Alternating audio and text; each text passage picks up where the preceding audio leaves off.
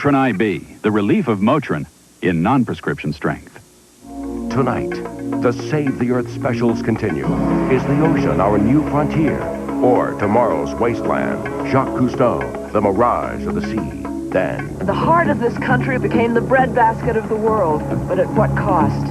join Jane Fonda for a World of Autobahn special, Battle for the Great Plains. In support of the Earth Summit, TBS presents the Save the Earth specials, continuing at 8 Eastern tonight on TBS.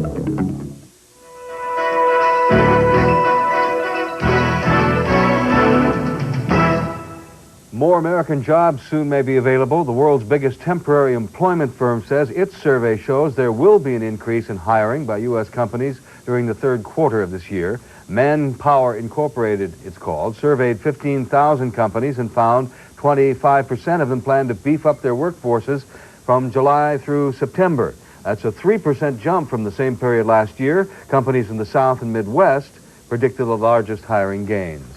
A nurse in California doesn't have to work another day in her life unless she wants to. Dolores Adams struck it rich Saturday in Las Vegas. To say it was her lucky day is something of an understatement.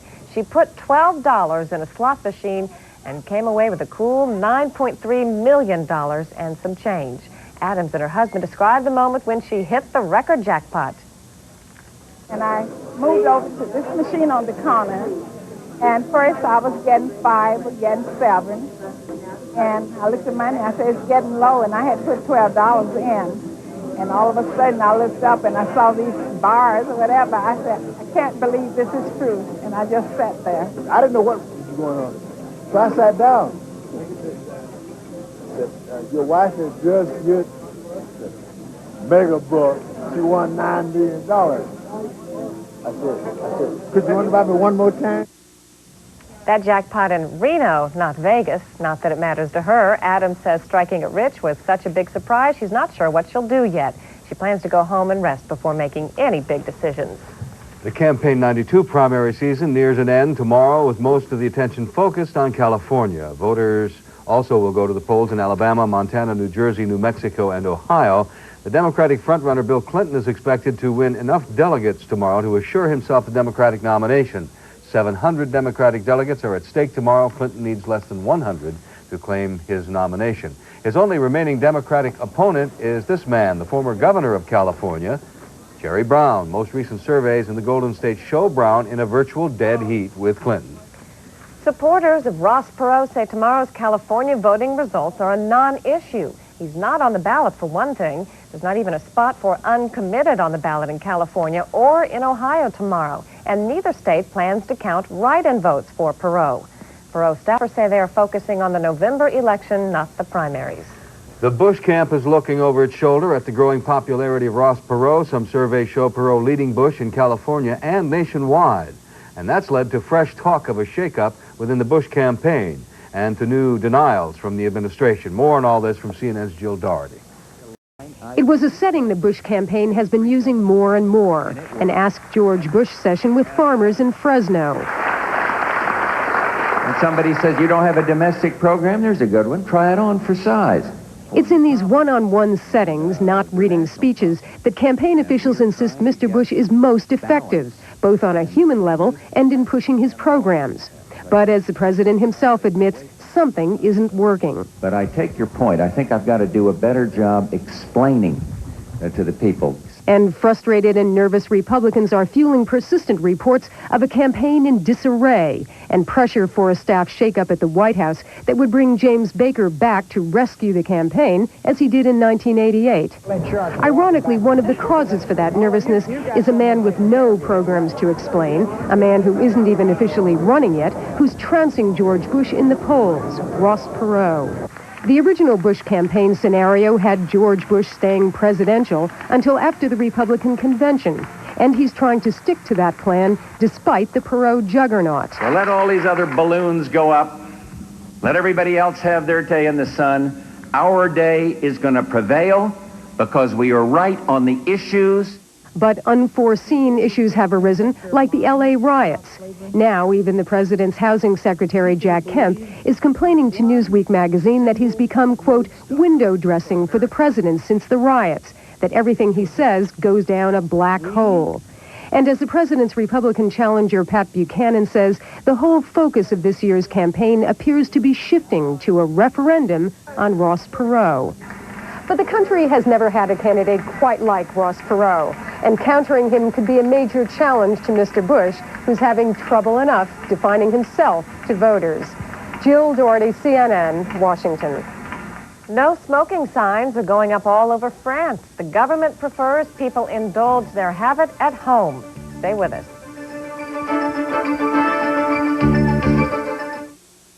This was me with dull gray hair. I looked washed up. But color my gray? Not me. I found a whole new way to make my gray look great. He discovered a new kind of shampoo called Great Looking Gray. Great Looking Gray not only cleans and conditions your hair, it gets rid of the dullness. Gets rid of the yellow, too. Ordinary shampoos can't do all that. What a difference it makes. Now, make your gray look great with Great Looking Gray shampoo. Save all COD charges and pay only $19.98 for records or cassettes or $24.98 for CDs, plus $4 shipping. Use your credit card or send check or money order to Slow Dancing, P.O. Box 8250, Atlanta, Georgia. Remember, save COD charges by sending check or money order or use your credit card.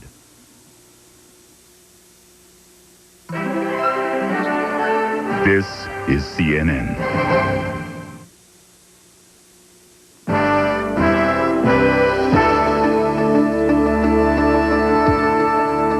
Starvation comes to Kenya. Famine visits a country usually able to keep hunger at the door. Ready in Rio, the site of the upcoming Earth Summit, gears up for a high-powered affair. And the land that time forgot, a place in Britain where dinosaurs still roam the earth. To our viewers from around the world, good afternoon. From Washington, I'm Frank Sesno. And good evening from London, I'm Hilary Bowker. The economic noose is tightening around Serbia, but not enough to choke off the fighting that international sanctions were designed to stop. Serbian forces shelled the capital of Bosnia-Herzegovina today in defiance of UN economic sanctions imposed Saturday. And less than 2 hours after a UN-brokered ceasefire took effect, the city came under another attack. In Serbia, the price of gas doubled in response to the international oil embargo on the Yugoslav Republic. Long lines of cars formed outside gas stations today as residents tried to stock up before any rationing begins. To comply with the sanctions, Britain expelled the Yugoslav ambassador and froze all Yugoslav assets. Germany is also considering freezing Yugoslavia's assets, but isn't expected to make an announcement until tomorrow. And Turkey is halting all trade with the Serbian-dominated country. Gabby Rado has more on the squeeze the sanctions are putting on Yugoslavia. 1,000 demonstrators gathered outside the Russian embassy in Belgrade this afternoon to protest at Moscow's compliance with the UN sanctions vote. It was the first outward sign of public bitterness at Serbia's abrupt isolation from the world. In the case of Russia, a sense of betrayal by a fellow Slav nation which is now allying itself with America. Elsewhere in the capital, the 60-year-old memorial to the friendship between Serbia and France has been covered up, words of mourning pinned on the black shroud. The language of politicians is also becoming sour. We are very sorry that our traditional friends like Britain, France and others have, I'd say they've sold their souls for cheap German money. In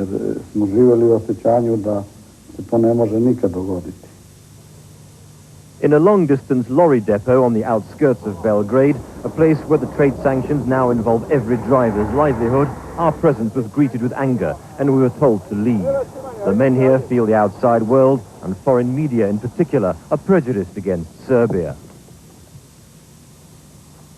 On a lay-by along the road, a British lorry carrying chemicals. Its driver echoed the confusion generally felt on this, the first working day since sanctions. I arrived here last night and I was informed that there may be problems today with the borders. So I'm not really sure. I'll only find out when I get to the border. I'm going to Turkey. So I don't really know. When I arrive at the Turkish border or Bulgarian border, then I'll know.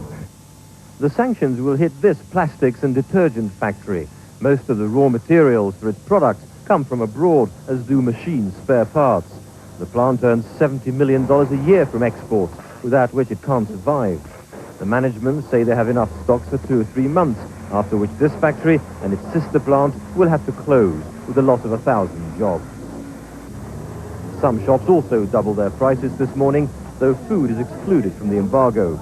Other panic measures are likely to follow, but leading economists here doubt that sanctions can be tightly imposed on an economy with long-established links in the region. Eastern Europe and Yugoslavia have been for centuries oriented. The flows of trade, the flows of capital, the flows of people have been oriented like the flow of Danube from Germany to the Black Sea. So you could not reorient the flows of trade suddenly by decree, by the law. Sanctions will inevitably boost the black market, already flourishing with illegal currency deals on the street. The unofficial side of the economy is now expected to mushroom, with sanctions-busting activities by smugglers.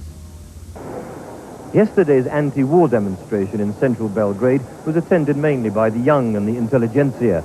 Predictably, it became an anti-government protest. But views on whether sanctions would lead to political change varied. I think sanctions would not do anything. That's a crazy country. People here are not like you think they are. They think now that Milosevic is going to be a hero for them because he doesn't mind about the sanctions. There are many people who are misinformed and who are misled to believe that sanctions will have no effect. Very soon they will find out they will have an effect. But as details of the sanctions sink in, there are signs that international and domestic pressure is having some effect on the leadership. Today, from one of the president's close aides, a hint of a shift in policy towards the warring Bosnian Serbs. The Serbian government has no jurisdiction over Bosnia. It's the president of the Serbian Republic of Bosnia over there, Mr. Karadzic.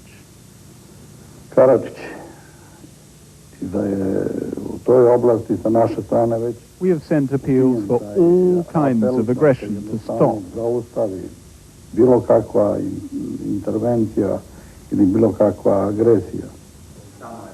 The full results of yesterday's elections are expected soon, though the boycott by the main opposition groups makes a victory for President Milosevic's Serbian Socialist Party a near certainty. But no election result will dispel the growing unease among a section of the Serbian population about the course their leadership is taking. The question now is whether Mr. Milosevic will start searching for a compromise or further wrap himself up in Serbian national pride. Gavirado, IPN, Belgrade. The City of Light became the City of Darkness today as torrential rain hit Paris and other regions of France. About 25,000 homes and offices lost power for about 4 hours, including the official residence of President Francois Mitterrand. Water was several feet deep in many sections of one city 9 miles north of Paris. Dozens of people in storm-hit areas were evacuated from flooded homes. Flooding temporarily closed major highways leading to Paris and the city's main airport. And some of our stories still to come. Famine preys on Kenya. Why a country usually able to feed itself is facing the specter now of starvation. Another test for a man who survived assassination attempts and a recent plane crash. PLO leader Yasser Arafat. And dinosaurs still stalk Britain. We'll visit a new exhibit in London and talk to an expert on the prehistoric creatures.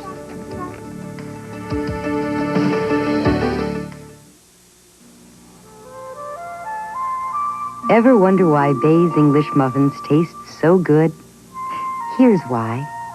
Spring wheat flour and whole milk from Minnesota. Sugar from Hawaii. Butter from Wisconsin. Potato flour from Idaho. Bay's flavor is locked in by the finest packaging available. Bay's English muffins. In your grocer's dairy case. Bay's. I just picked up the mail and I noticed my tax refund. Compared to what I'm paying in taxes today, it's nothing. I remember when this used to mean something. I've got to find a way to keep more of what I earn. Common sense says it's not what you earn, it's what you keep. Well, at least this will pay for my phone bill. And you can earn income that's tax-free with Fidelity Investments, America's largest mutual fund company. I was on my way to my new accountant. He's in all taxable investments. Yeah, and his tax bracket. I knew I'd pay taxes on my salary, but my investment income? He's not going to like the news. So, what do we got? The good news is that we have some great ideas for next year. Next year?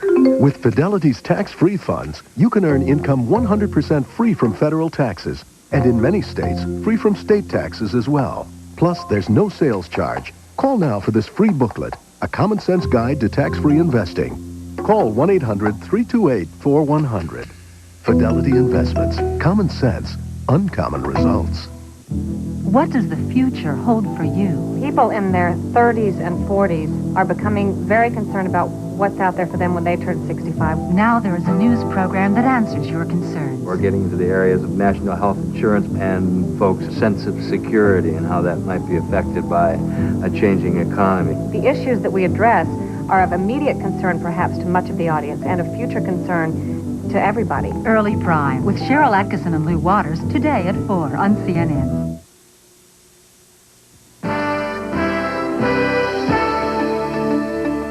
In Jordan, PLO leader Yasser Arafat underwent successful brain surgery today to remove a blood clot. Doctors say it formed as a result of injuries he suffered in a plane crash 7 weeks ago. The director of the hospital in Amman briefed reporters on Arafat's condition. He was operated upon successfully.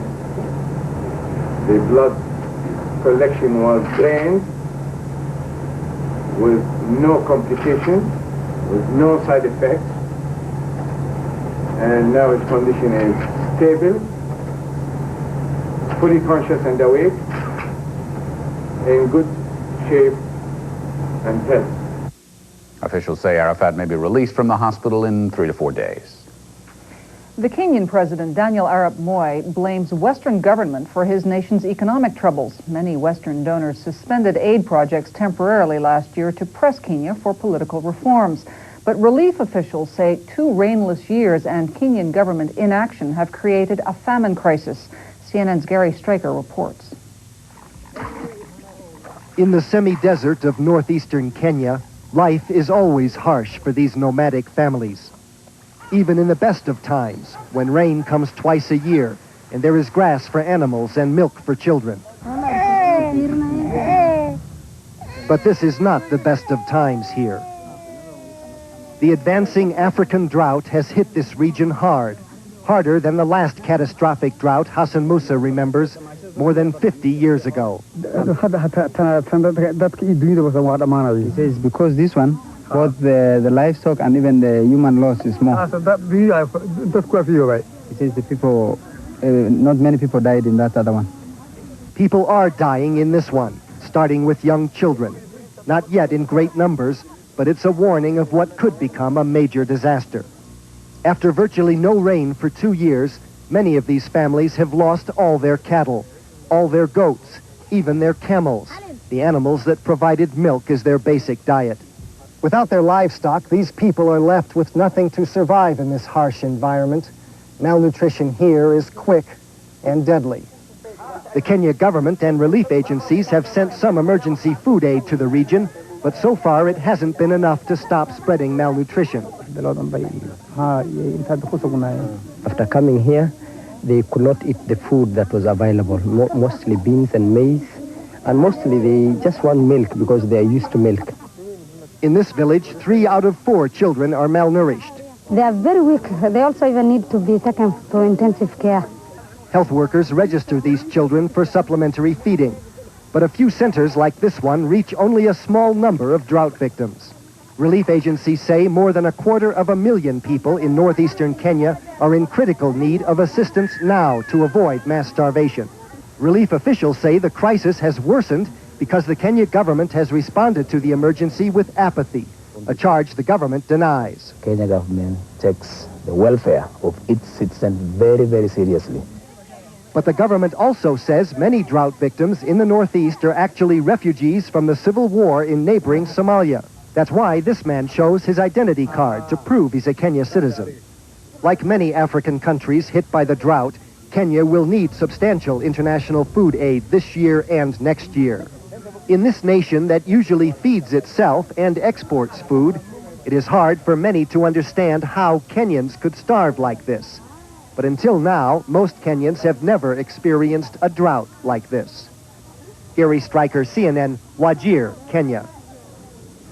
Just days ahead of the UN-sponsored Earth Summit, President Bush is calling for nations to join together to save the world's forests.